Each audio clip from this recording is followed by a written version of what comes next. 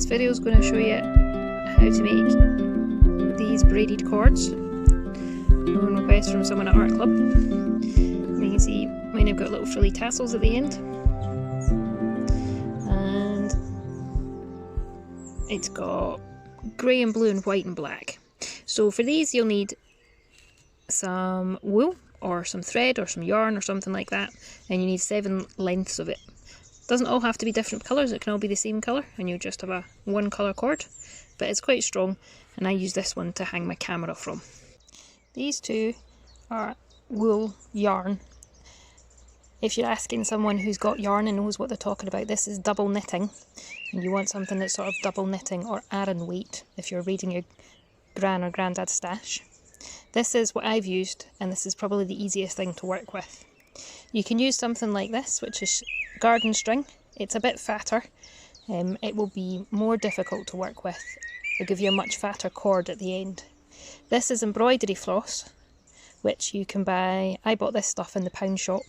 You can usually get some in places like Tesco's. That will give you a much finer cord, but it comes in bright colours and it's easy to work with. And then this last thing is crochet cotton or darner's cotton. It's very, very fine, it's very strong, doesn't come in a huge variety of colours, but it's another thing that would work, and it will give you quite a small cord by the time you're finished. You're going to need something like a coffee jar lid. This one's plastic and it's kind of squishy. Something made of cardboard like a sugar box or a cereal box. Something round that you can draw round like a mug or a roll of sellotape, parcel tape. And then a pencil so that you can draw on your cardboard, and a pair of scissors so you can cut things out. So take your cardboard box and flatten it out.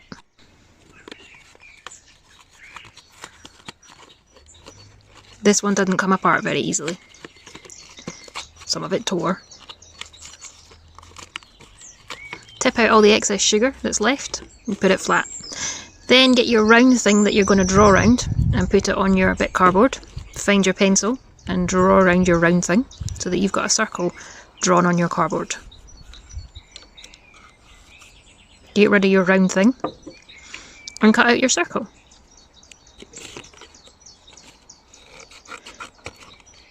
It doesn't have to be super neat or super accurate as long as it's an approximation of a circle.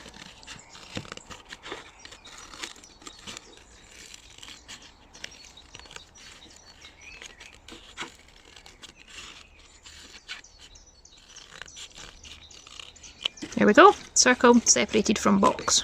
Once your circle's cut out, take your pencil and draw a bit of a dot in the middle, and then mark a line at 12 o'clock and at 6 o'clock, and then turn it around so that they're at right angles, and you can do it again, 12 o'clock and 6 o'clock. So now you've got 12, 9, 6 and 3, and then between those, mark halfway with a wee line.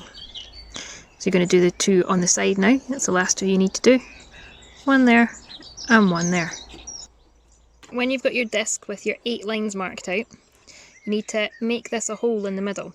Now the safe way to do this is to get some blue tack or some plasticine or some Play-Doh or some foam or a wee mound of earth or the grass or something like that, and put it down, and then put your thing on top of it, and then you can use a sharp thing to poke a hole through. I'm not going to do it the safe way. I'm going to do it with my pencil. We've got a hole. Fabby. And then you also, same as we did with the other one, need to cut your slits.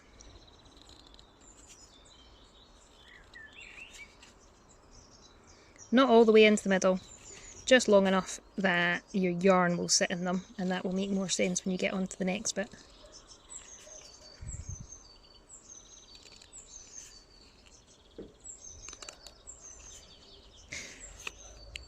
There we go. If you're using a coffee lid, you need to do the same thing, but first you need to get rid of this rim bit because it's a bit in the way. So just cut down and chop that bit off. Again, you don't need a particularly accurate circle, you just need a flat circle.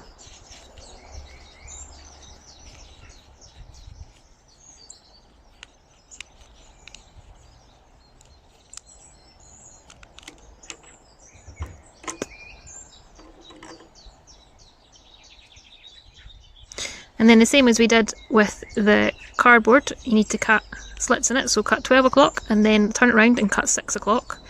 And then cut 90 degrees from that at 3 o'clock, which when you turn it around becomes 6 o'clock. And then opposite way round again, cut 6 o'clock again. And then cut halfway between the 4 that you've already done, so that you've got 8 in total.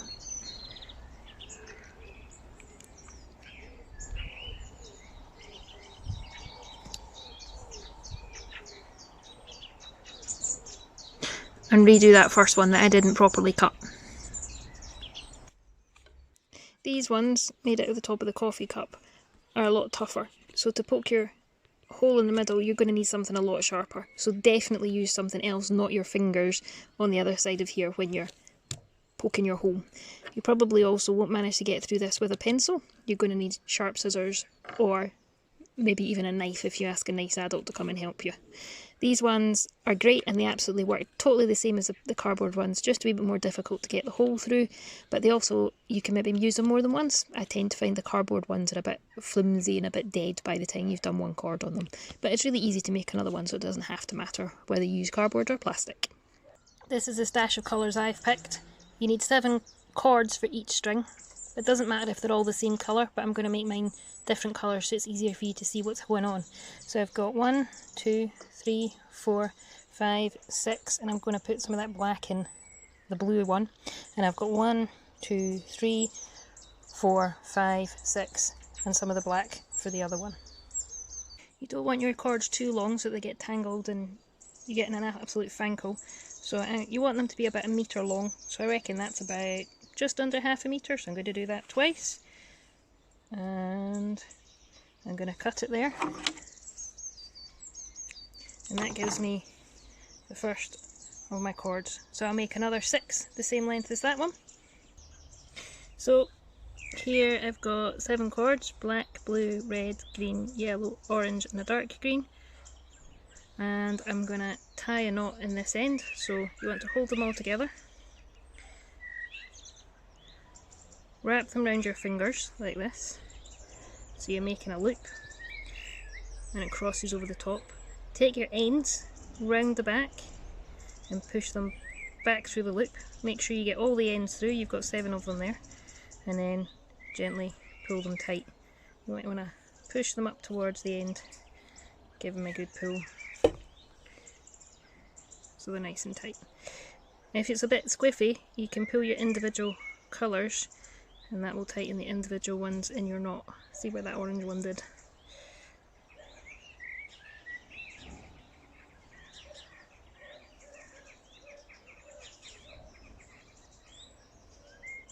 So you've got your bit of cardboard with a hole in it and you've got your 7 cords with the knot in the top. You're going to push this knot through this hole here. So give it a good shove. Might help if you've got a pokey something to poke it through. Pull it through the other side. Now you want this to sit so that it's just your knot there. Okay, turn it back over. Now take your cords and arrange them in the cuts you made. Doesn't really matter what order they go in, or maybe you could experiment in what order. If you've got 6 cords the same colour and one a different colour, you could do that. So this is what we've got, and now you'll notice that we've got 7 cords and 1 gap. And what we do from the gap, so the gap 1, 2, pick up the 3rd one out of there, pull it across the 2 you counted and put it in the gap, and then spin it round. We've got a gap and we count 1, 2, 3rd one from the gap, pick it out and put it in. New gap, 1, 2, 3rd one from the gap, pick it up, move it round to the gap and put it in. And we're going to keep doing that.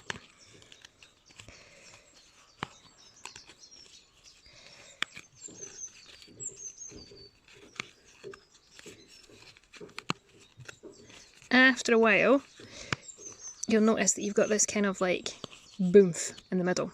So what you do then is you turn it over and you grab your knot and you just gently pull it, and can you see that our knot's not quite sitting at the cardboard anymore? There's a little bit of a gap, and that's the start of your cord.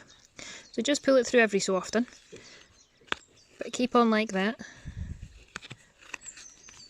until you've no cord left, which will take a while, but it's something that once you get used to, you can sit down when you're watching the telly or listening to the radio or talking on video calling to your friends.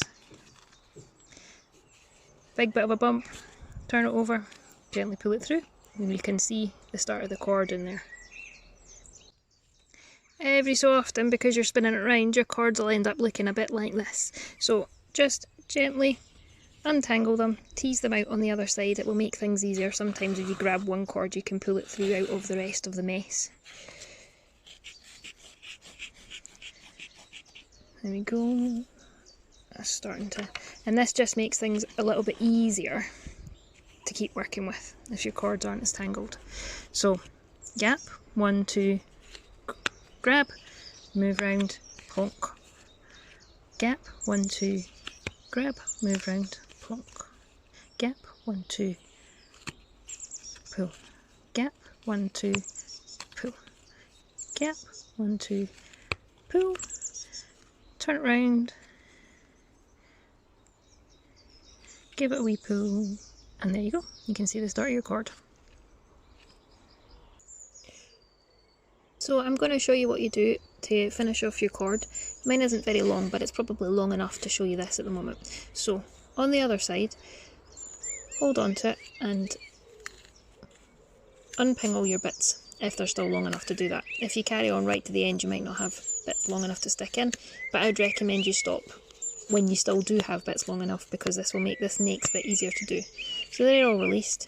I'm just going to grab it there and pull it through. Now I've got really long tails because I cut a metre and I didn't finish it. So we're just going to do, to finish it off, the same as what we did at this end, which is an overhand knot. So take your cord up here, pinch your ends, round your finger up and over, and then take your endy bits round the back and pull them through that loop you've created. Pull them all the way through. We got them all the way through, yeah. And then just gently tighten that up so that your knot sits at the end of your cord. And again, same as the last time, if you've got individual ones that are not tight, you can find the colour that doesn't look very tight. So we don't think the red looks very tight there, but if I pull it gently, you can see it tightens up. We'll do the same with the blue, and that will tighten that up. And maybe the same with the green. Oh no, that's quite tight. Let's do the yellow. It's there, and you can see got a nice knot sitting at the end of the cord, and you can trim your ends however long you want, or you can have them really long and dangling if you like that too. So there you go, nice bright coloured cord, and you can use them for lots of different things.